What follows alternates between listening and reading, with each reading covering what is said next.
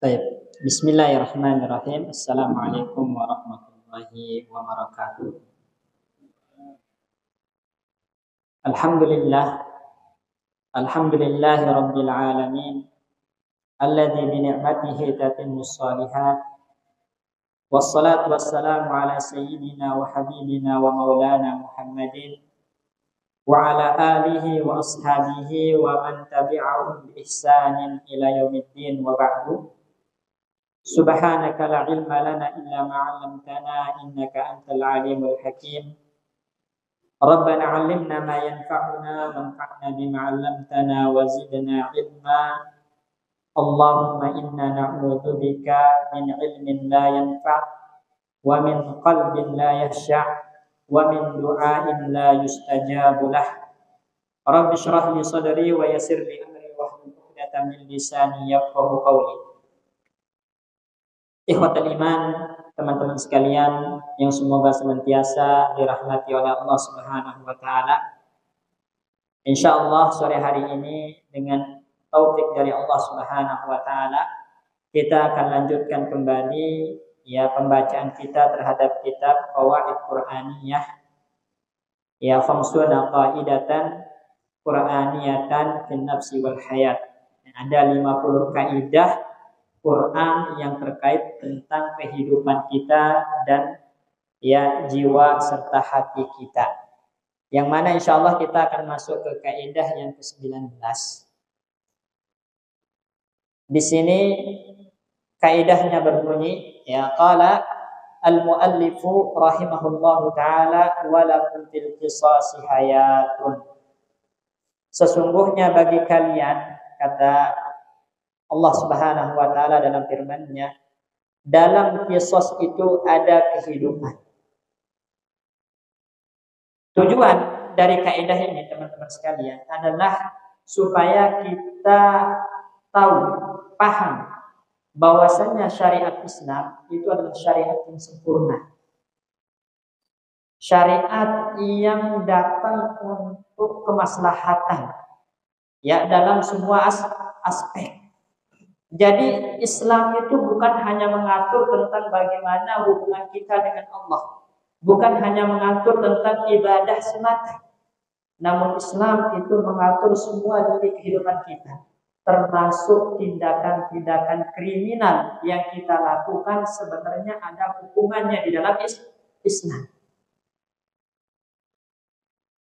Maka kaidah ini adalah kaidah yang sangat penting terkait tentang bab muamalah antara seorang hamba satu sama lain.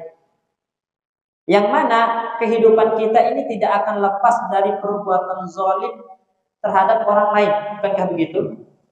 Baik terhadap jiwa orang lain, dalam artian kadang ada orang yang membunuh orang lain, kadang ada orang yang menyakiti orang lain sampai misalnya telinganya putus, giginya rontok, matanya copot sebelah karena tindakan-tindakan kriminal yang semisalnya.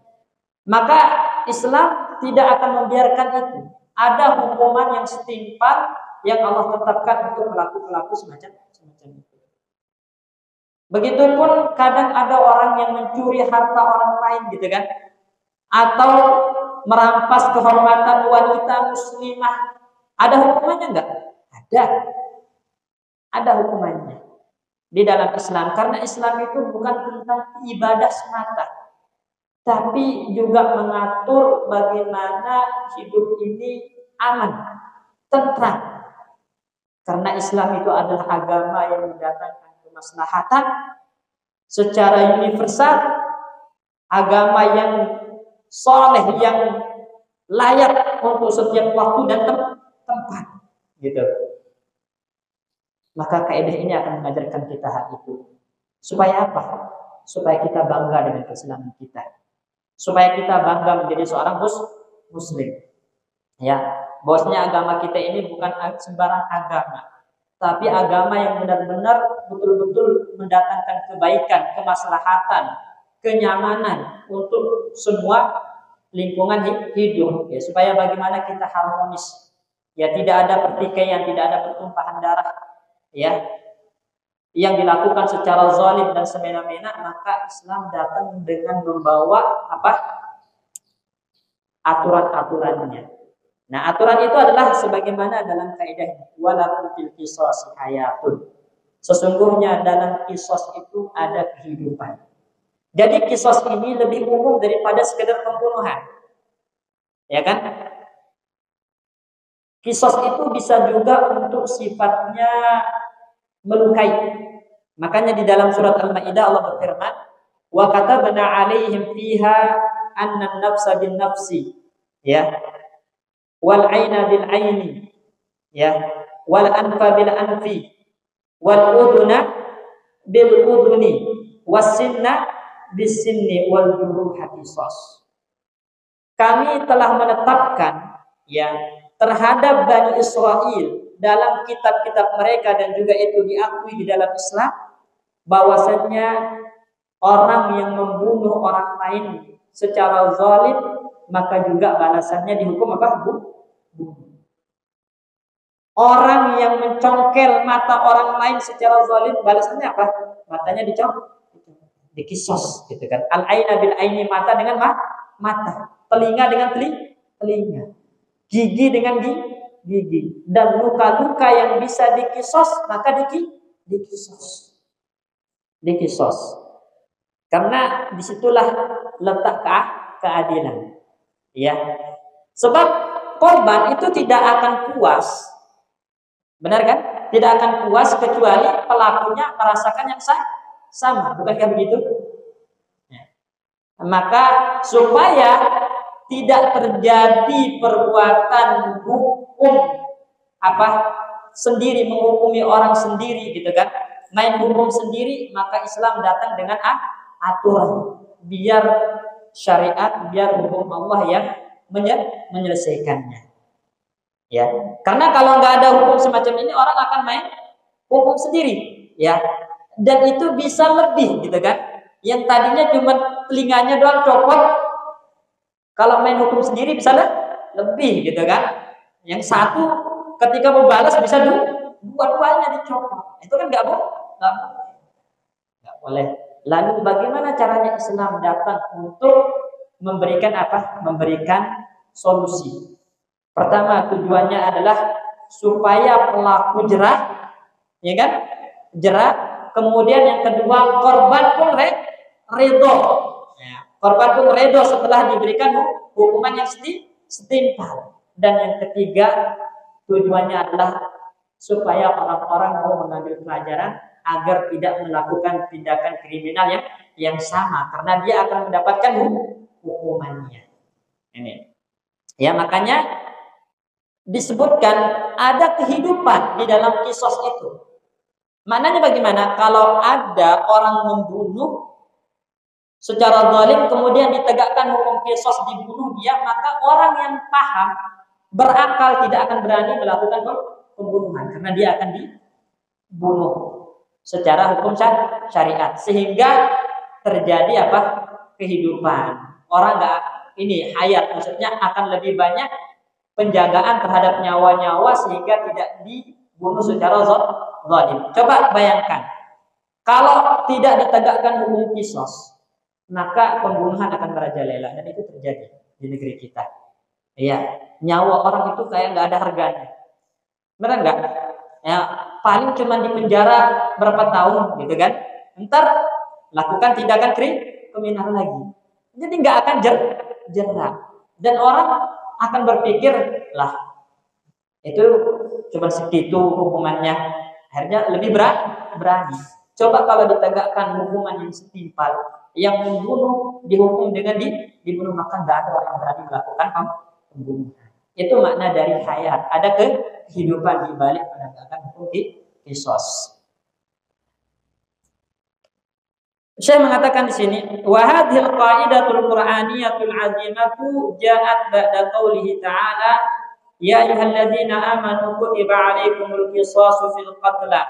Wahai orang-orang beriman, telah diwajibkan atas kalian untuk melakukan qisas dalam pembunuhan yang dilakukan secara sengaja.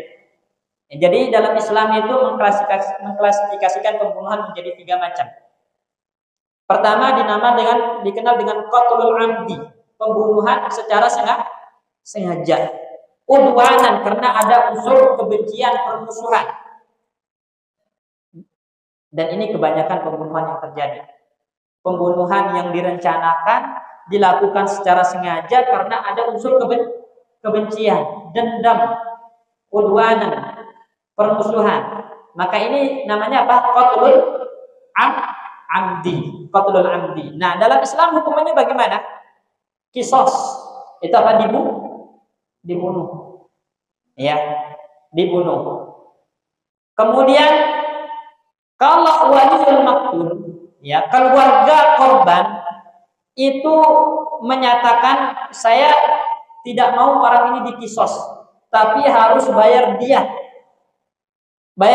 Diat, maka enggak dikisos, hukumannya harus bayar diat. Hukum asalnya harus dikisos.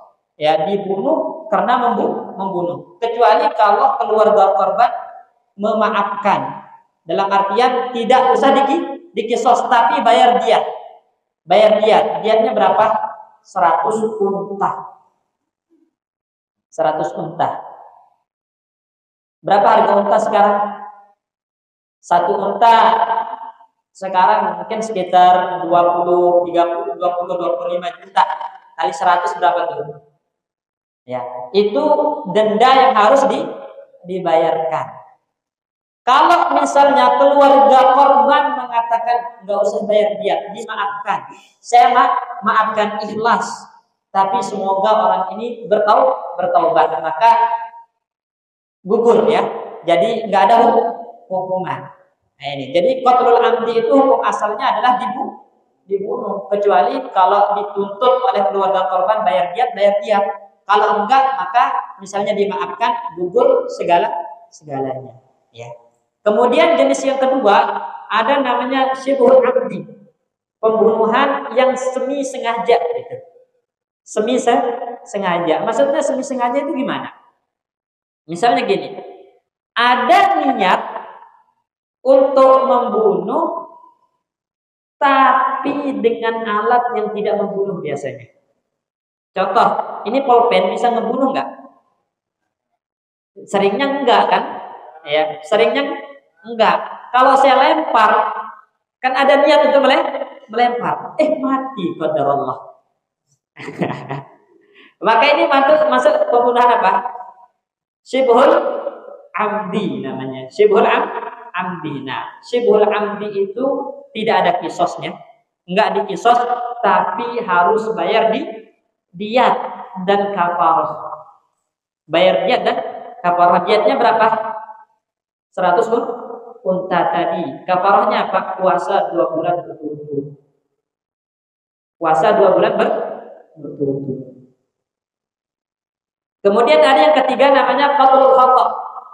Pembunuhan yang tidak disengaja atau pembunuhan yang keliru. Contoh misalnya. Ya, contoh. Antum lempar mangga, kena orang mati. Pembunuhan apa namanya? Ya, qatlul khata. Itu yang dilemparkan objek lain, yang kena orang, gitu kan? Meninggal orang tersebut. Maka ini namanya qatlul khata. Tidak ada kisos tapi harus bayar diat. Harus bayar diat, ya, ini. Jadi semua tindakan yang sifatnya menghilangkan nyawa di dalam Islam itu ada hukumannya, namun tingkatannya berbeda-beda. Ada yang dikisos, ada yang hanya bayar diat, tergantung jenis pembunuhannya. Ya. Nah, yang dibahas di sini adalah pembunuhan yang secara sengaja dan ada unsur permusuhannya. Maka di dalam Islam Allah telah mewajibkan ada namanya qisas. Perhatikan kata Allah, ya ayyuhalladzina amanu, wahai orang-orang beriman, kutiba alaikum. Kata kutiba alaikum ini menunjukkan wajib. Ya, kutiba alaikumul qisasu fil qatla. Wajib kalian menegakkan hukum qisas dalam pembunuhan yang disengaja dan udwanan, ada unsur kezaliman, kelaliman dan kebencian, permusuhan. Itu hukumnya wajib kisos ini, ya. Al-hurru bil hurri wal 'abdu bil 'abdi wal unsa bil unsa. Jadi orang yang merdeka membunuh orang yang merdeka, maka hukum kisos. Ya. Maksudnya begini, dalam penegakan hukum kisos itu ada yang namanya sekutu. Ada yang namanya kesetaraan. Ya. Kalau misalnya orang merdeka membunuh budak, dikisos enggak? Enggak, karena enggak setara. Darah mereka enggak setara. Orang merdeka dengan budak enggak setara. Ya, budak itu teman-teman sekalian, walaupun dia manusia, tapi kedudukannya itu seperti barang. Seperti barang. Makanya budak itu bisa dijual belikan, bukankah begitu? Bisa diwariskan, bisa dihibahkan. Itu budak, manusia tapi kedudukannya seperti barang. Sehingga darah orang yang merdeka tidak setara dengan darahnya budak. Kalau orang merdeka membunuh budak, maka nggak bisa dikisos orang merdeka ini. Karena yang dikisos adalah yang setara. Al-hurru bil hurri. Ya, yang merdeka dengan merdeka. Wal 'abdu bil 'abdi, yang budak dengan budak. Nah, kalau budak dengan merdeka tidak setara gitu kan. Wal unsa bil unsa, wanita dengan wanita, ya. Ini semua menunjukkan kepada kita bahwasanya Islam itu menjaga yang namanya kesetaraan. Ya, kesetaraan di sini. Ada namanya sekufu. Jadi bukan hanya dalam pernikahan, dalam penegakan kisos juga dilihat kesetaraan darah yang ditumpahkan tadi. Ya. Kemudian faman ufiya lahu min akhihi syai'un fattiba'un bil ma'rufi wa ada'un ilaihi bi ihsan. Ini penting. Kedua, kalau dia dimaafkan oleh saudaranya, artinya ada orang membunuh orang lain, ya, hukum asalnya apa? Dikisos. Tapi kalau dimaafkan oleh saudaranya, kenapa pakai redaksi saudara? Antum mau nggak dibilang gini, teman-teman sekalian? Misalnya ada keluarga kita dibunuh oleh orang lain, kemudian pembunuh itu lalu dibilang itu saudaramu. Kira-kira redo nggak? Oh, enggak kan? Nah, pasti kita akan marah. Nah, tapi Allah tetap mengatakan min akhihi, dari saudaranya, menunjukkan apa? Supaya ada rahmah, ada belas kasih, ya. Karena ukhuwah imaniyah, persaudaraan iman itu lebih kuat dari persaudaraan darah. Makanya Allah menyuruh kita untuk melihat, ya memang dia zalim kepada Anda, gitu kan, membunuh keluarga Anda, tapi ingat dia masih seorang muslim, dan muslim itu adalah saudara seiman Anda. Seakan-akan Allah ingin dari kita itu semua kejahatan, kezaliman orang lain itu, daripada menuntut untuk dibalas, maafkan. Makanya Allah pakai min akhihi, dari saudaranya. Nah, kalau orang yang sudah dimaafkan ini, kewajibannya apa? Fattiba'un bil ma'ruf, ikut. Maksudnya apa? Ikut maunya saudara yang memaafkan tadi. Ikuti maunya korban, keluarga korban, gak usah ngelunjak, gitu kan. Udah dimaafkan, nuntut ya macam-macam, jangan. Ya, karena posisi Anda itu adalah orang yang bersalah. Sekarang Anda dimaafkan, maka ikuti maunya keluarga korban dengan cara yang ma'ruf. Fattiba'un bil ma'ruf, ikuti maunya. Wa ada'un ilaihi ihsan, dan tunaikan apa yang mereka tuntut dengan cara baik-baik. Misalnya keluarga korban mengatakan, oke, nggak usah kisos, tapi Anda harus bayar bayar denda. Itu udah dimaafkan namanya kan? Dimaafkan dan minta denda, ikuti. ikuti ya dengan cara baik-baik, karena posisi Anda itu bukan untuk menawar, bukan untuk apa? Melawan, tapi posisi Anda sebagai pelaku yang bersalah dan Anda diberikan ya dispensasi keringanan, maka turuti apa mau keluarga korban gitu. Jelas ya? Itu makna dari wa'adaw ilaihi ihsan.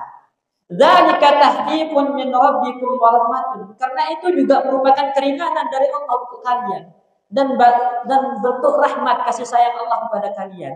Ya, jadi Allah Subhanahu wa taala walaupun menetapkan ada hukuman qisas, namun Allah memberikan solusi yang lain supaya nyawa itu tidak dihilangkan, maka ada solusi kedua. Apa itu? Bayar diat atau dimaafkan oleh keluarga korban. Dan ini juga bagian dari keringanan yang Allah tetapkan, bentuk belas kasih Allah kepada Anda supaya Anda tidak dihukum mati. Maka jangan melunjak gitu kan terhadap keluarga korban.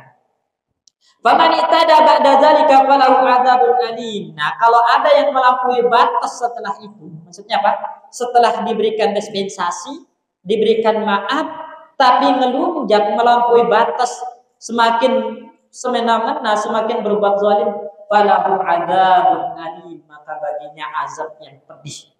Jadi siksanya apa? Double, ya kan? Adzabun alim. Ini. Tsumma qala ta'ala mubayyinan hadzal qa'idatal 'azimata fi babil jinayat. Kemudian setelahnya Allah Subhanahu wa taala menutup ayat tersebut dengan firman-Nya, walakum fil qisasi hayatun ya ulil albab la'allakum tattaqun. Sesungguhnya dalam qisas itu ada kehidupan bagi kalian wahai orang-orang berakal, agar kalian menjadi orang-orang yang bertakwa. Baik. Jadi di sini Syekh ingin mengajak kita, penulis ingin mengajak kita merenungi ayat ini. Merenungi ayat ini. Renungan pertama kata beliau, man ta'ammala fi waqi'i biladid dunya umuman, ya, muslimiha wa kafiriha fasayajidu qillatal qatli fil bilad allati yuqtalu fiha al-qatil. Orang-orang yang mencoba mencermati realita yang ada di negeri-negeri, negara-negara dunia ini, baik yang ditinggali oleh orang-orang muslim atau orang-orang kafir, maka pasti dia akan mendapati ya tindakan kriminal pembunuhan itu jarang di negara yang menegakkan hukum qisas. Ya. Jadi kalau ada negara yang menegakkan hukum qisas terhadap tindakan pembunuhan, maka pasti ya angka pembunuhan itu kurang dikit ya. Tapi di negara-negara yang mengabaikan hukum Allah ini, maka tindakan kriminal pembunuhan itu pasti banyak. Antum baca, cek ya. Setiap hari itu pasti ada kasus pembunuhan di Indonesia. Cari aja di berita. Pasti setiap hari itu ada kasus pembunuhan. Ini enggak itu begal, enggak itu suami membunuh istri, ibu membunuh anaknya, tetangga membunuh tetangganya, pasti ada setiap hari. Merajalela kasus pembunuhan di negeri kita. Kenapa? Karena tidak ditegakkan hukum Allah, hukum qisas. Ya, hukuman pembunuhan di negeri kita itu paling maksimal kan hukuman mati. Itu pun nggak langsung, gitu kan? Nggak langsung, bisa bertahun-tahun itu di dalam penjara. Ya, dan itu pun nanti bisa naik banding, gitu kan? Ya, paling kalau hukuman penjaranya paling lama 18 tahun, ya 10 tahun. Itu kan nggak akan jerah orang-orang yang melakukan pembunuhan. Makanya terjadi tindakan-tindakan pembunuhan sangat merajalela. Tapi di negeri yang menegakkan hukum qisas, maka sedikit sekali terjadi kriminal pembunuhan. Kama asyara ila dzalika al-allamah Asy-Shinqiti. Sebagaimana itu disyaratkan oleh Imam Muhammad Amin Asy-Shinqiti dalam tafsirnya Adwaul Bayan ketika menjelaskan ayat ini. Beliau mengatakan, li'annal qisasa radi'un an jarimatil qatl. Karena yang namanya qisas itu bisa menekan tindakan kriminal pembunuhan. Ya, jadi satu-satunya cara untuk menekan pembunuhan yang merajalela adalah dengan menegakkan hukum qisas, kata beliau. Ya, kama dzakarallahu ta'ala fil ayatil mazkur anifan. Kemudian beliau mengatakan wa ma yaz'amu a'da'ul islami min anna al-qisas ghairu mutabiqin lil hikmah li'anna fihi iklal 'adad al-mujtama' bi qatl insanin ba'da an mata al-awwal. Beliau mengatakan adapun yang diklaim oleh orang-orang terutama yang mengatasnamakan hak asasi manusia. Jadi kan itu katanya kalau kita menegakkan hukum qisas itu kan bertentangan dengan hak asasi manusia, katanya enggak bijak. Masa ya pembunuhan dihukum dengan membunuh? Kan yang pembunuh itu punya hak asasi manusia, gitu kan? Ya enggak bijak. Kenapa? Karena juga bisa mengakibatkan apa? Mengurangi sensus, gitu, mengurangi jumlah manusia, gitu kan? Nah, itu nggak tepat. Iya, memang pelaku doang yang punya hak asasi manusia itu. Korban kan nggak punya, gitu kan? Ya. Kemudian yang kedua, dengan mengatakan kalau membunuh orang kemudian pembunuhnya dibunuh kan berarti mengurangi apa? Sensus, mengurangi jumlah manusia. Seakan-akan itu tindakan pembunuhan dalam rangka menghabisi etnis, gitu kan, menghabisi jumlah manusia. Enggak tepat. Kenapa? Karena Allah katakan walakum fil qisasi hayatun, dalam qisas itu ada kehidupan. Buktinya apa? Dengan menegakkan qisas akan membuat banyak kehidupan yang dijamin, gitu kan? Justru kalau tanpa qisas akan semakin banyak orang melakukan tindakan kriminal, pembunuhan. Mana yang lebih berbahaya? Ya, mana yang lebih bahaya? Menegakkan qisas atau tidak? Mana yang lebih membuat banyak orang hidup? Menegakkan qisas atau tidak menegakkan qisas? Menegakkan qisas karena akan membuat jera para pembunuh sehingga orang banyak hidup. Tapi kalau tanpa qisas maka akan semakin merajalela pembunuhan dan angka pembunuhan, angka kematian lebih banyak. Nah, ini. Jadi kelaiman mereka yang mengatakan ya hukum qisas itu tidak berperi kemanusiaan, bertentangan dengan hak asasi manusia, membuat terjadinya pengurangan apa jumlah manusia, itu enggak tepat, ya, enggak tepat. Ya, makanya di sini wa annahu yanbaghi an yu'aqaba bi ghairil qatli fayuhbas, katanya. Jadi hukuman yang bagus menurut mereka itu adalah bukan dibunuh tapi dipenjara, gitu kan? Katanya dipenjara. Kenapa? Wa yuladu lahu fil habsi. Karena kalau dia di penjara, maka masih mungkin memiliki keturunan, gitu kan? Kan bisa istrinya bisa datang mengunjungi di penjara, ada kemungkinan untuk memiliki keturunan terus. Jadi manusia akan hidup, akan bertambah, gitu kan? Maka ini kulluhu kalamun saqit, kata saya. Semua ini adalah ucapan-ucapan yang mental, yang tidak tepat, yang tidak bijak. Kenapa? Karena hukuman penjara itu tidak bisa memutus rantai pembunuhan, ya kan? Penjara itu tidak bisa memutus rantai kriminal pembunuhan. Ya, kenapa? Karena orang-orang sufaha, orang-orang jahat ini kalau cuman di penjara maka akan semakin banyak pembunuh. Ya, disebabkan mereka tidak jerah. Ya. Nah, sehingga semakin banyak ya tatanan masyarakat ini di tengah-tengah mereka pembunuhan dan semakin berkurang mereka, bukan semakin bertambah. Berbeda kalau antum terapkan hukuman Allah, bukan berkurang manusianya tapi bertambah, karena akan semakin aman. Tidak akan terjadi lagi tindakan kriminal pembunuhan. Oleh karena itu tadi Syekh menekankan di awal, antum cek negara yang menegakkan hukum Allah qisas, maka itu adalah negara paling sedikit pembunuhannya. Ya, antum cek. Ana pernah cari ya, negara yang paling sedikit kasus pembunuhannya itu adalah di Saudi. Ya, salah satunya di Saudi.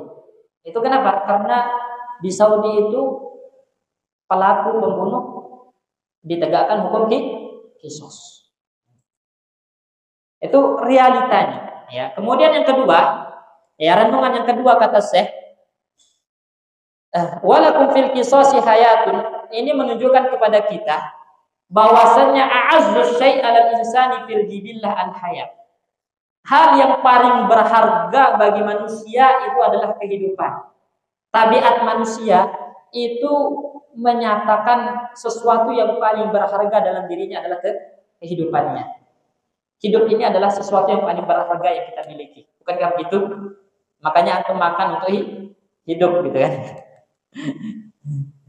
Ya, sehingga kalau orang direnggut kehidupannya itu maka tidak ada hukuman yang membuat jerah pelakunya kecuali satu, apa? Direnggut kehidupannya juga. Bukankah begitu? Ya, kalau antum misalnya dibunuh keluarganya, maka pertama pelaku tidak akan pernah jerah dengan hanya hukuman penjara. Kedua, korban tidak akan pernah ridho sehingga akan menuntut balas. Ada dendam yang bercemuk di hati. Pasti ada dendam. Itu jibillah. Kenapa? Karena tadi sesuatu yang paling berharga dari dirinya telah direbut gitu. Maka akan menimbulkan dendam. Lalu bagaimana caranya supaya dendam itu tertuntaskan? Allah mewajibkan adanya kisos. Maka hikmahnya itu adalah tatminu awliya'il qatla bi anil qada' yantaqimu lahu mimman ihtada 'ala qatilihim. Ini bisa membuat hati keluarga korban itu tenang. Kenapa? Karena hukuman itu bisa memadamkan dendam mereka. Karena paling puncak yang mereka inginkan terhadap pelaku pembunuhan apa? Dibunuh juga kan? Itu paling puncak. Kalau dilakukan itu dengan kisos, dendamnya hilang. Sudah, gitu kan? Tapi kalau cuma di penjara atau apa, maka pasti ada dendam yang tersisa. Itu menunjukkan tidak ridhonya. Maka untuk membuat mereka ridho, ya caranya adalah dengan menegakkan kisos. Jadi begini, kalau kita lihat histori teman-teman sekalian, sejarah ya, sejarah hukum kisos ini bagaimana? Pertama dalam kitabnya orang-orang Yahudi, syariatnya orang-orang Yahudi, Allah cuma mewajibkan satu, kisos. Harus kisos. Orang membunuh maka wajib dibunuh. Itu disebutkan dalam surat Al-Maidah tadi. Ya, wa katabna alaihim fiha anna an-nafsa bin-nafsi wal 'aina bil-'aini wal anfa bil-anfi wal udhuna bil-udhuni was sinna bis-sinni wal juruha qisas. Di dalam kitabnya Bani Israel, maksudnya orang-orang Yahudi, tercatat Allah mewajibkan kalau ada membunuh maka dibunuh. Kalau ada orang mencongkel mata orang lain maka matanya dicongkel. Artinya itu mata dengan mata, telinga dengan telinga, hidung dengan hidung, gigi dengan gigi. Nah, hanya mewajibkan adanya kisos. Itu di agamanya Yahudi.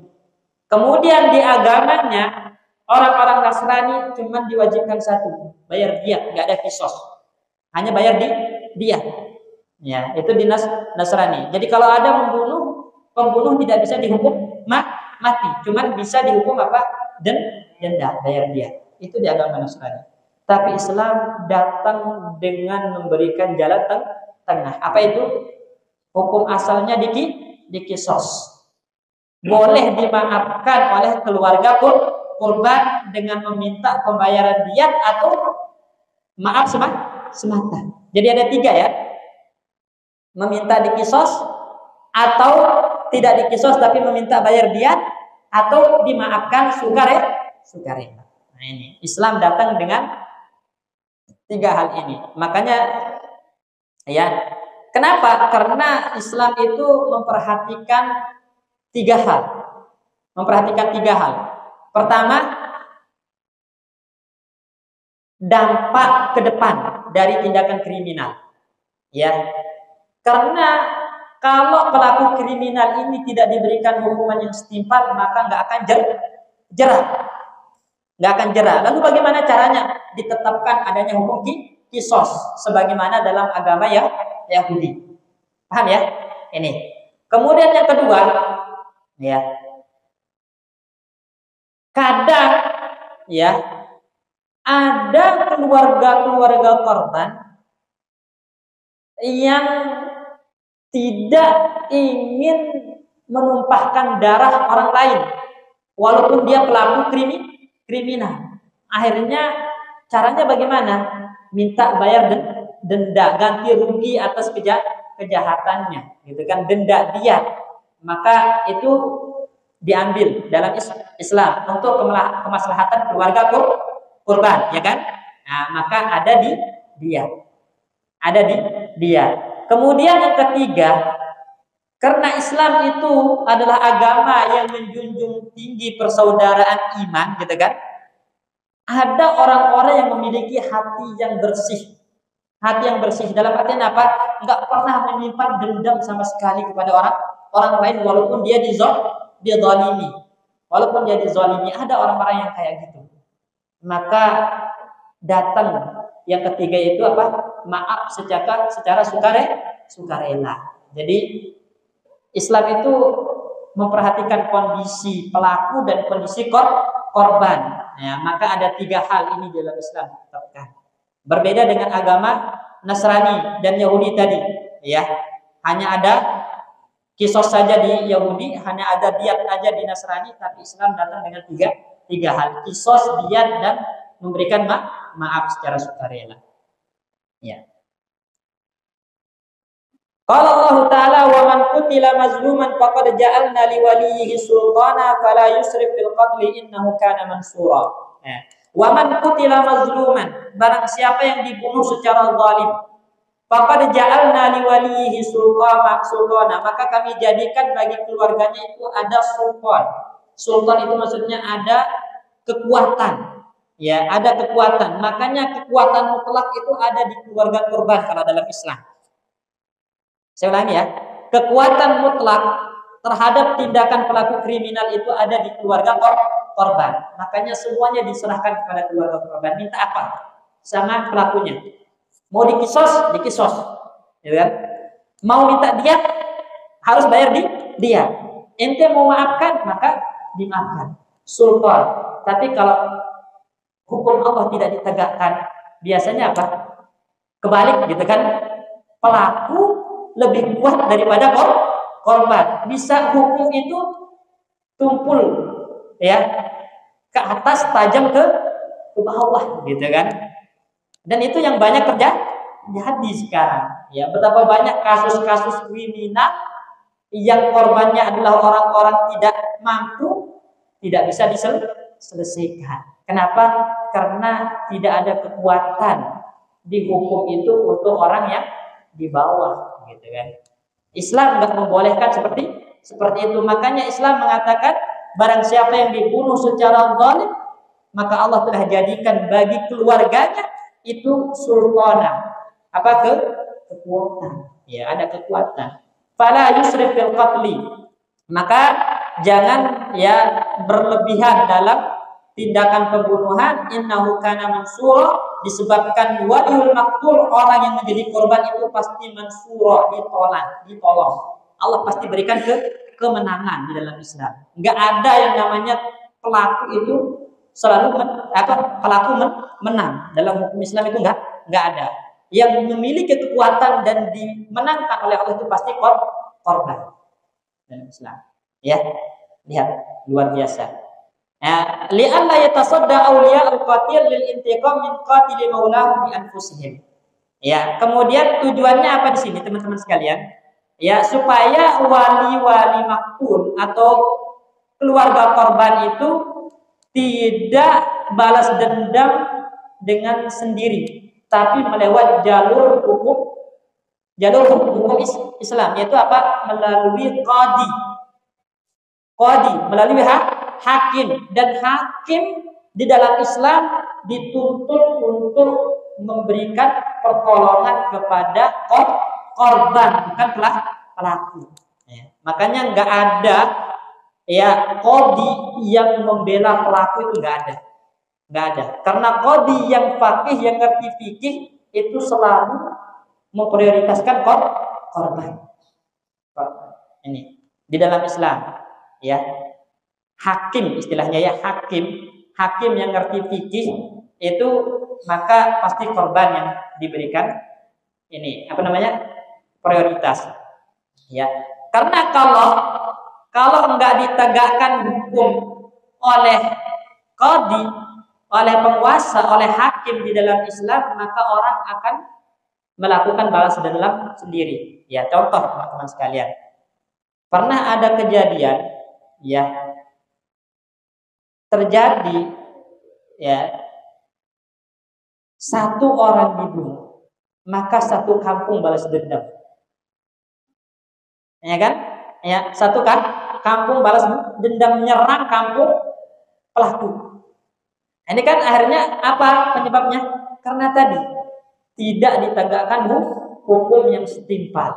Hukum yang setimpal. Jadi kalau bukan syariat Allah, hukum Allah ditegakkan, maka orang akan balas dendam dengan sendirinya. Namun kalau hukum Allah ditegakkan, maka dendam mereka tidak akan ada, gitu. Ya. Kemudian perhatikan di sini. Renungan yang ketiga kata Syekh, walakum fil qisasi hayatun. Hayat di situ dengan lafaz nakirah. Nakirah kenapa?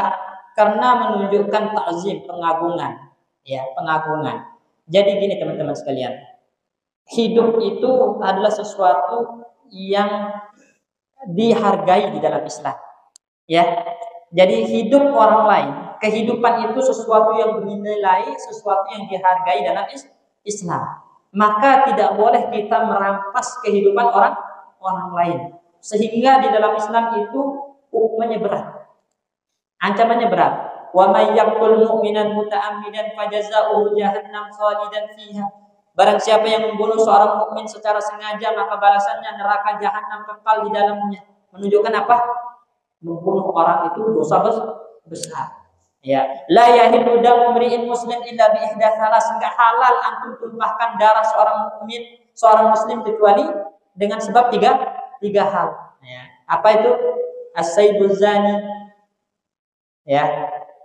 Apa itu as-sayyidul zani? Orang yang sudah menikah berzina, maka dihukum rajam. Hukum rajam. Kemudian orang yang membunuh orang lain, maka dia dibunuh. Dan orang yang murtad dari Islam, maka itu dibunuh hukumannya. Ya, dibunuh hukumannya. Karena Islam itu tidak menerima ya orang-orang yang keluar dari ajarannya. Ya, man irtadda an dinihi faqtuluh, kata Nabi.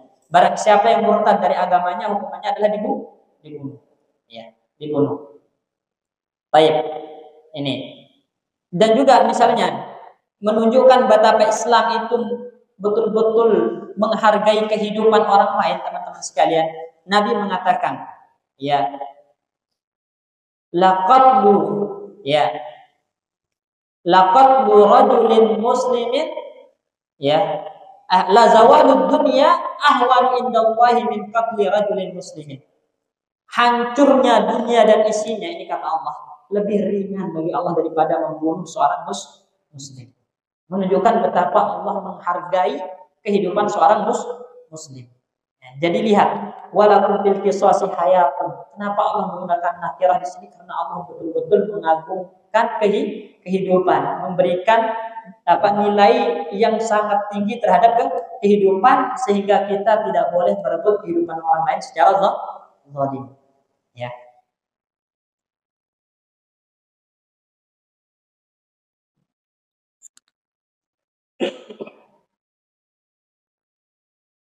Kemudian walau turikal amru la akhadha bizza'ri. Ya. Seandainya ya dibiarkan orang merampas kehidupan orang lain tanpa ada hubungan kisos, maka pasti akan terjadi sa'run. Sa'run itu balas dendam, dan ini terjadi di masa jahiliyah. Di masa jahiliyah sebelum Nabi diutus. Betapa banyak perang antara suku bermula karena pembunuhan terhadap satu orang. Ya. karena pembunuhan terhadap satu orang. Disebabkan yang namanya fanatik kesukuan itu pasti ada. Pasti ada. Kasus di Indonesia banyak. Dulu misalnya suku ada di Jawa Timur, ya dengan suku ada di daerah ya luar Jawa, itu perang sehingga begitu banyak korban. Bermula dari apa? Dari satu orang yang bertengkar dan mati. Akhirnya suku dengan suku berperang, balas dendam. Disebabkan apa? Tidak ditegakkan hukum qisas. Jadi semua akan balas dendam. Kalau dibiarkan begitu saja pembunuhan tanpa ada hukuman dalam Islam, maka orang akan balas dendam. Betapa banyak kehidupan tidak memiliki harga dan nilai. Karena Allah menjunjung tinggi nilai kehidupan, maka ditegakkan hukum qisas. Allahu Akbar.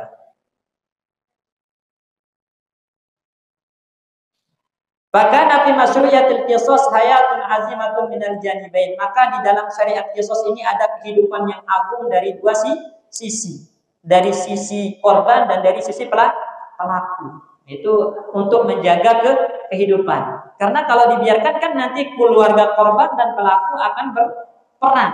Karena apa? Korban menuntut dendam, ya keluarga pelaku pun membela diri karena diserang. Akhirnya terjadi banyak pertumpahan darah, banyak yang mati. Supaya orang-orang ini terjaga nyawanya, nggak ditumpahkan, satu-satunya cara adalah cukup yang dihukum adalah pelaku. Ya, makanya ketika di dalam Islam ada misalnya dari suku, kalau dulu zaman Nabi, ketika ada suku, ya sebuah suku membunuh suku yang lain, maka yang dituntut itu apa? Yang dicari apa? Pelakunya. Ya, tidak dibiarkan oleh Nabi terjadi pertumpahan darah antar suku. Nah, kenapa? Karena mereka nggak punya salah, yang lain yang salah hanya pelaku. Sudah cukup, katanya cukup. Baik, barakallahu fikum. Nanti kita lanjutkan. Ya, kita tutup dulu dengan doa kafaratul majlis.